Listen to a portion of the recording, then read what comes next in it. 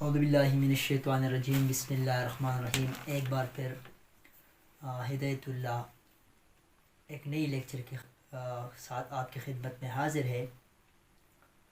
जैसा कि आप जानते हैं कि हमने इंग्लिश लैंग्वेज का कोर्स स्टार्ट किया था और पहले लेक्चर से स्टार्ट करके हम यहाँ तक पहुँचे हैं और बहुत ख़ूबसूरत अंदाज के साथ हम ये कोर्स को आगे लेके जा रहे हैं। तो जिस तरह की हमने स्ट्रक्चर स्टार्ट की थी और वो स्ट्रक्चर में आज जो मैं स्ट्रक्चर करने वाला हूँ बहुत ही लाजमी स्ट्रक्चर है और बहुत ही कॉमन स्ट्रक्चर है और हर जगह पे ये स्ट्रक्चर इस्तेमाल होता है और ज़्यादा स्टूडेंट्स का डिमांड भी ये था कि स्ट्रक्चर पे बात करनी है, इस पर क्लास लेनी है। तो मैंने सोचा कि इंशाल्लाह स्ट्रक्चर तो मैं करूँगा, लेकिन ये स्ट्रक्चर ऐसा स्ट्रक्चर है कि ये बहुत कॉमन लाइफ में और रोज़मर्रा ज़िंदगी में बहुत ज़्यादा इस्तेमाल होता है। तो उस वजह से मैंने सोचा कि आज इस पर लेक्चर बनाओ, रिकॉर्ड करूँ ताकि स्टूडेंट्स का फ़ायदा हो जाए और स्टूडेंट का जो बेसिक है वो स्ट्रांग हो जाए। क्योंकि हमने जो कोर्स स्टार्ट की है ये स्टूडेंट्स की डिमांड पे स्टार्ट की है और जो हम लेक्चर रिकॉर्ड करते हैं वो स्टूडेंट्स की डिमांड पर रिकॉर्ड करते हैं। तो आइए हमारे साथ इस स्ट्रक्चर को और इस लेक्चर को स्टार्ट करते हैं। ओके, जो आज हमारा जो स्ट्रक्चर है ये स्ट्रक्चर नंबर 2 है। पहले हमने स्ट्रक्चर को कंप्लीट किया है और आज जो हमारा स्ट्रक्चर है वो है हैज़ और हैव के बारे में। तो आइए हैज़ और हैव हम कहाँ इस्तेमाल करते हैं। पहला इसका स्ट्रक्चर ये है कि इसमें पहले हम सब्जेक्ट को लाते हैं और फिर सब्जेक्ट के बाद हम हैज़ और हैव को इस्तेमाल करते हैं। मैं आपको बताऊंगा कि हैज़ कहाँ इस्तेमाल होगा और हैव कहाँ इस्तेमाल होगा और इसके बाद हम नाउन को लगाते हैं। ये कब इस्तेमाल होते हैं ये हैज़ और हैव? एक तो ये प्रेजेंट परफेक्ट टेंस में इस्तेमाल होता है और एक ये प्रेजेंट परफेक्ट कंटिन्यूअस टेंस में इस्तेमाल होता है और इसका जो पास्ट फॉर्म है वो हैड है। तो ये हम 3 चीज़ों के लिए इस्तेमाल करते हैं। पहला है हम इस्तेमाल करते हैं पोजीशन के लिए। पोजीशन का मतलब है मलकियत, कब्ज़ा। जिस चीज़ पर आपका कब्ज़ा हो, मलकियत हो, जिसका आप मालिक हो, उसको हम कहते हैं पोजीशन, राइट। इसको मलकियत के नाम से भी जाना जाता है, राइट। सो ये हमारे साथ है पोजीशन। तो ये पहला पोजीशन के लिए इस्तेमाल होता है, ठीक है। और पोजीशन इसका मलकियत भी मीनिंग है और इसका मीनिंग कब्ज़ा भी है। जिस चीज़ के पास जिस चीज़ के बारे में और जिस चीज़ के आपका कब्ज़ा हो तो इसके लिए हम पोजीशन इस्तेमाल करते हैं, ये स्ट्रक्चर इस्तेमाल करते हैं, ठीक है। फिर हम ये रिलेशनशिप के लिए इस्तेमाल करते हैं। रिलेशनशिप के लिए रिलेशनशिप ताल्लुक़ को कहा जाता है कि दो चीज़ों या दो इंसानों के दरमियान क्या ताल्लुक़ है, क्या रिलेशनशिप है, क्या रिलेशन है। तो उसके लिए हम ये स्ट्रक्चर इस्तेमाल करते हैं। मैं एक एग्जांपल दूंगा। और इसके बाद ये तीसरा, ये हम इलनेस, बीमारी के लिए भी इस्तेमाल करते हैं। ये स्ट्रक्चर हम बीमारी के लिए भी इस्तेमाल करते हैं। तो आपके जहन में ये होना चाहिए कि ये स्ट्रक्चर हैज़ और हैव हम जब सब्जेक्ट लगाते हैं, हैज़ और हैव को लाते हैं और नाउन को लाते हैं, तो ये हम 3 चीज़ों के लिए ये हैज़ और हैव को इस्तेमाल करते हैं। एक हम पोजीशन के लिए, दूसरे हम रिलेशनशिप के लिए और तीसरा हम एनलेस के लिए। अब एग्जांपल नोट कर लीजिए। पहला एग्जांपल मैं आपको देता हूँ जो पोजीशन के बारे में होता है। जो पोजीशन है मैं आपको ये एग्जांपल देता हूँ। For example when I say we have a car, we have a car। तो यहाँ पे we have a car, ये कार जो है ये है मैंने लगाया यहाँ पे। अगर ये जो कार है इस पर किसका कब्जा है? हमारा कब्जा है। तो हैज़ और हैव हम पोजीशन यानी मलकियत के लिए भी इस्तेमाल करते हैं, ठीक है। We have a car, we have chair, I have bag, I have phone, I have marker, I have a boat, you have everything, but you can use this structure per position, right? And second, it is also used for relationship। ये relationship के लिए भी इस्तेमाल होते हैं। पहला ये position के लिए यानी मलकियत के लिए इस्तेमाल होता है। जैसा कि मैंने कहा कि वी हैव अ कार, हमारे पास एक कार है एक गाड़ी है हमारे पास, तो ये जो कार है इसका मालिक कौन है? हम हैं। तो हैव ने क्या किया, इसने मलकियत शो किया कि इस कार का मलकियत मालिक कौन है। अगर मैं ये हैव यहाँ से रिमूव करूँ, हटा दूँ, इसको हाइड करूँ, तो फिर आपको पता नहीं चलेगा कि वी का, ये कार का पोजीशन और मलकियत और कब्जा किसके पास है। जब मैंने हैव लगाया तो हैव आपको मलकियत शो करता है। ठीक है, ओके। आइए हम रिलेशनशिप के बारे में अब एग्जांपल देते हैं। रिलेशनशिप के बारे में, for example we have Jack. Jack has two brothers. Jack has two brothers. Jack की दो भाई हैं। Okay, so Jack has two brothers. यहाँ पे जैक और ये ब्रदर्स, टू ब्रदर्स की, उसकी दो भाई हैं, तो उसका रिलेशनशिप, ये रिलेशनशिप किसने शो किया? हैज ने शो किया। तो हैज और हैव हम रिलेशनशिप के लिए भी इस्तेमाल करते हैं। ये टू ब्रदर्स का रिलेशन किसके साथ है? इस जैक के साथ है। यानी टू ब्रदर्स और जैक के दरमियान जो रिलेशनशिप है किसने शो किया, किसने हमको दिखाया, किसने हमको फाइंड आउट किया? ये हैज ने। जब हैज में हटा दूँ यहाँ से, तो फिर यहाँ पे इसका, इस टू ब्रदर्स का और जैक के दरमियान रिलेशनशिप शो नहीं होता। ठीक है, अब ये जो तड़ हैं हम पहले पोजीशन के लिए इस्तेमाल करते हैं, दूसरे रिलेशनशिप के लिए, और तीसरा हम इलनेस के लिए, बीमारी के लिए। फॉर एग्जांपल किस तरह बीमारी के लिए? फॉर एग्जांपल अगर मैं कहूँ आई हैव अ सीवियर फीवर।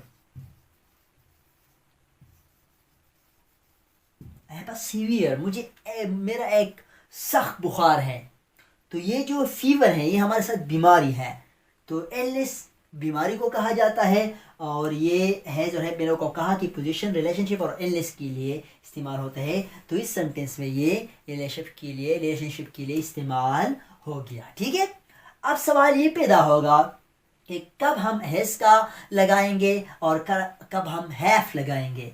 तो याद रख लीजिए, जब हमारे साथ सब्जेक्ट, ये सब्जेक्ट ही, शी, इट हो, ही यानी हम मैस्कुलिन के लिए इस्तेमाल करते हैं। जब सब्जेक्ट हमारे साथ मैस्कुलिन हो, मर्द हो, तो इसके लिए हम इंग्लिश में ही इस्तेमाल करते हैं। छोटा बड़ा हो, इसका हमें इससे हमारा कोई ताल्लुक नहीं। ही बड़े के लिए भी इस्तेमाल होता है, बड़े शख्स के लिए, और छोटे के लिए भी इस्तेमाल होता है। और शी हमारे साथ लड़की के लिए इस्तेमाल होता है, लड़की के नाम के लिए इस्तेमाल होता है। बड़ा हो, छोटा हो, इससे हमारा कोई लेना देना नहीं। बट लेकिन आपके जहन में ये होना चाहिए कि शी फीमेल के लिए इस्तेमाल होता है। और इट हमारे साथ कहाँ इस्तेमाल होता है? इनएनिमेट चीज़ के लिए, यानी बेजान चीज़ के लिए हम इट इस्तेमाल करते हैं। जिस तरह मार्कर के लिए, बैग के लिए, बोर्ड के लिए, टेबल के लिए, कॉट के लिए, बैटरी के लिए, फैन के लिए, बेजान चीज़ों के लिए हम इट इस्तेमाल करते हैं इनएनिमेट चीज़ के लिए। ठीक है, और सिंगुलर नाउन, यानी सिंगुलर नाउन का नाम हो एक नाम, यानी एक वाहिद नाम। जिस तरह की हम कहते हैं जैक, जैक एक सिंगुलर नाम है, तो उसको हम सिंगुलर नाम कहते हैं, जो एक नाम हो, एक किस्म हो। ठीक है, और हैव का भी इस्तेमाल होगा जब हमारे सब सब्जेक्ट आई हो, राइट, वी हो, यू हो, दे हो, और प्लूरल नाउन हो। Plural noun mean when noun are more than one. जब नाउन एक से ज़्यादा हो तो इसके लिए हम प्लूरल नाउन इस्तेमाल करते हैं। और प्लूरल नाउन एक से ज़्यादा हो, मतलब अहमद एंड असलम, ये टू नाउन है, तो ये प्लूरल नाउन है। ठीक है, तो इसको आप इस तरह इस्तेमाल करते हैं। फॉर एग्जांपल मैं कहूँगा I have a bag, I have a chair, I have a cot, I have a bike, I have a car, I have a computer, I have a laptop, I have pen, I have mobile, I have spectacles.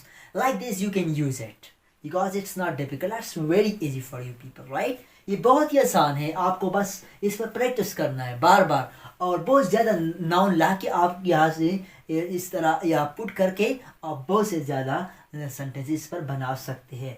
तो आपकी ज़हन में ये होना चाहिए कि has, he, she singular noun के लिए इस्तेमाल होगा, और आई, वी, यू, दे और प्लूरल नाउन के लिए अब हैव इस्तेमाल करते हैं। ठीक है, और अब आइए आगे चलते हैं। यहाँ पे ये जो हैज़ और हैव है, यहाँ पे मैंने यहाँ पे कुछ नाउन लिखे है, और ये नाउन जो है ब्रेकफास्ट, डिनर और लंच, लाइक इस चीज़ों के लिए, मतलब लंच आपको पता है कि लंच दोपहर के खाने को कहा जाता है, मतलब नून के खाने के लिए, और डिनर शाम के खाने को, ब्रेकफास्ट जो सुबह का नाश्ता होता है उसके लिए ब्रेकफास्ट हम इस्तेमाल करते हैं इंग्लिश में, ठीक है। तो यहाँ पे जो ब्रेकफास्ट है, डिनर है, लंच है, इसके लिए हम ये इस्तेमाल ईट इस्तेमाल नहीं कर सकती। ईट खाने को कहा जाता है, जब आप कोई चीज़ खाते हैं तो इसके लिए ईट इस्तेमाल होता है, लेकिन यहाँ पे ब्रेकफास्ट, डिनर और लंच के लिए आप ईट के बजाय हैज़ और हैव इस्तेमाल करेंगे। किस तरह? फॉर एग्जाम्पल मैं कहूँगा आई हैव ब्रेकफास्ट, मैं ब्रेकफास्ट करता हूँ। आप इस तरह नहीं कह सकती I eat breakfast, right? You can say I eat the meal, but you cannot say I eat breakfast. With breakfast you should use has and has. With dinner you should use has and has. With lunch you should use has and have, right? Okay. So dinner, breakfast, lunch के लिए हम has और have को इस्तेमाल करते हैं, और has और have क्या माना देते हैं? take के मानों के लिए इस्तेमाल होता है।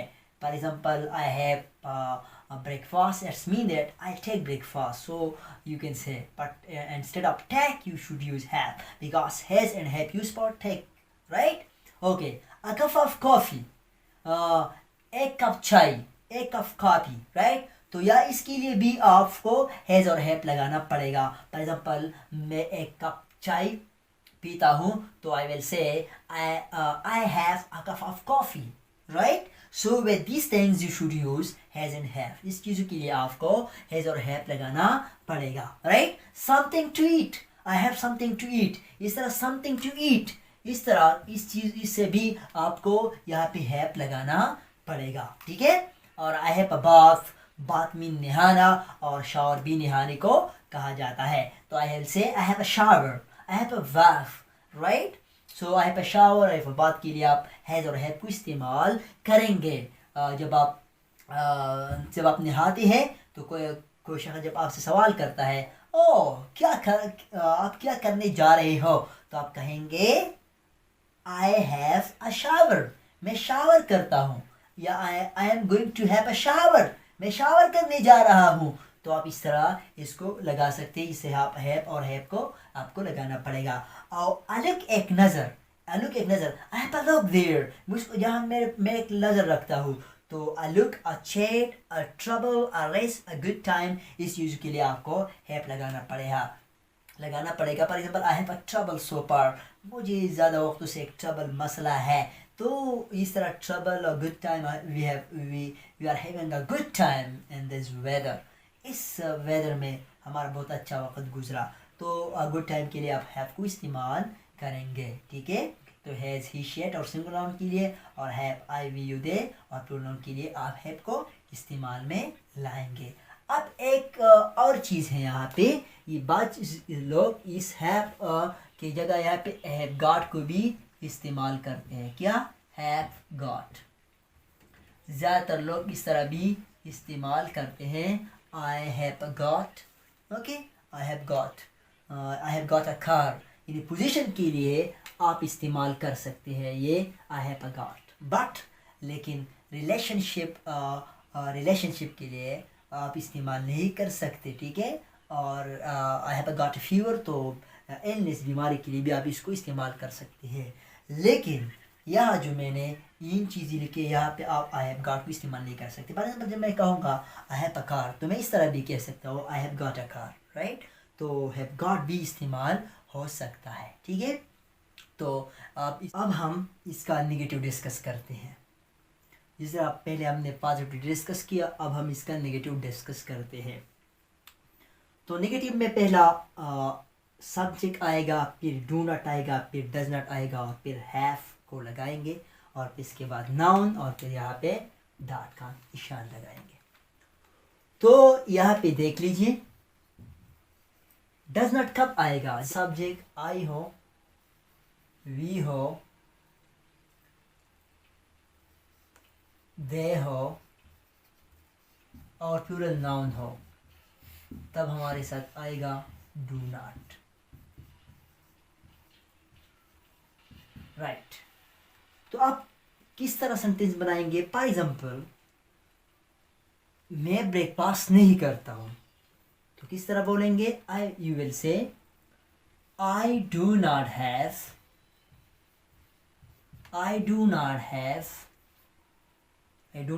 ब्रेकफास्ट। मैं ब्रेकफास्ट नहीं करता हूं। I do not have breakfast. Right? He does not have a car. He does not have fever. He does not have malaria. You can say like this way. But you should learn it and you should practice a lot. With practice you can improve this structure. Right?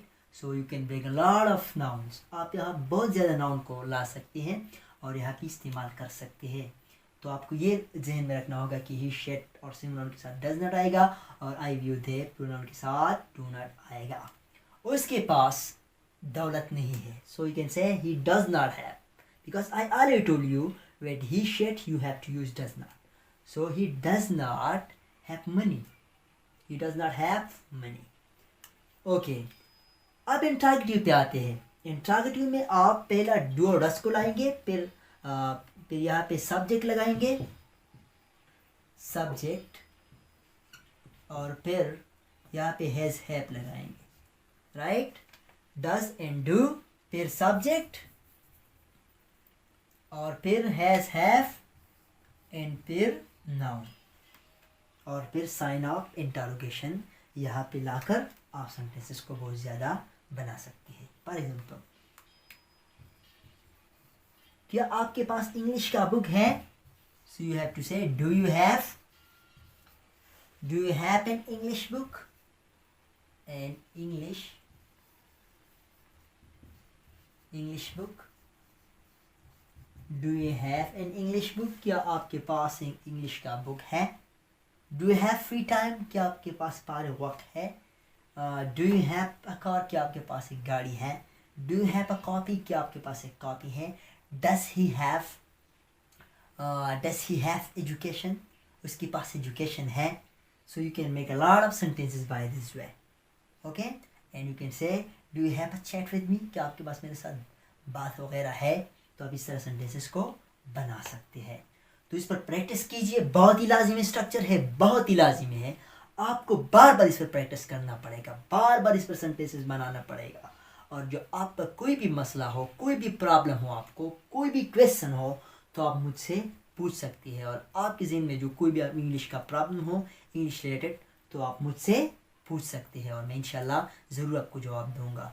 तो बराए मेहरबानी हमारे page को follow कर लीजिएगा और हमारे videos को शेयर करें, लाइक करें और तमाम लोगों तक ये वीडियो पहुँचाए, क्योंकि ज़्यादा लोगों को इसको ज़रूरत है। क्योंकि स्टूडेंट्स का हम फ़ायदा करना चाहते हैं, उसको हम इसलिए लेके डेवलप करते हैं क्योंकि इंग्लिश का प्रॉब्लम है उसका, तो हम उसको सॉल्व करना चाहते हैं। Thank you so much.